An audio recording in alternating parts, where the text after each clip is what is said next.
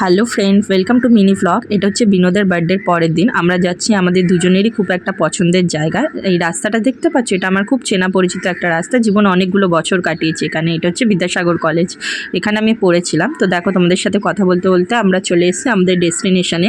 এটা হচ্ছে মা শারদার ঘাট। এখানে আমরা বিয়ের আগেও অনেকবার এসেছি, আর আজও এসেছি কিছু সুন্দর সুন্দর মুহূর্ত কাটানোর জন্য। আর দুজন মিলে অনেকটা টাইম স্পেন্ড করার পরে কিছু ফটোও তুলে নিয়েছি। আর তারপরে বিনোদ আমাকে বললো এখান থেকে নাকি ভূতনাথ যেতে 5 মিনিট সময় লাগে। তো প্রথমে তো আমি বিশ্বাস করিনি, ওর সাথে তর্ক করছিলাম। তারপরে দেখলাম হ্যাঁ, ও আমাকে একটা ভিতরের রাস্তা, মানে পুরো একদম গঙ্গার পাশের থেকে একটা রাস্তা দিয়ে ভূতনাথে নিয়ে চলে এলো। আর দেখতে দেখতে আমরা পৌঁছেও গেলাম ভূতনাথ বাবার মন্দিরে। কিন্তু আমরা ঢুকেছিলাম, কিন্তু কোনো রকম ভিডিও করা এখানে অ্যালাউ নেই বলে আমরা তোমাকে বাইরে থেকে দর্শন করিয়ে দিচ্ছি। সবাই একটু বাবাকে দর্শন করে নাও। আর এইটা হচ্ছে তার পাশেই কাঠের চুল্লিতে পোড়ানো হয় যেখানে, সেই জায়গাটা।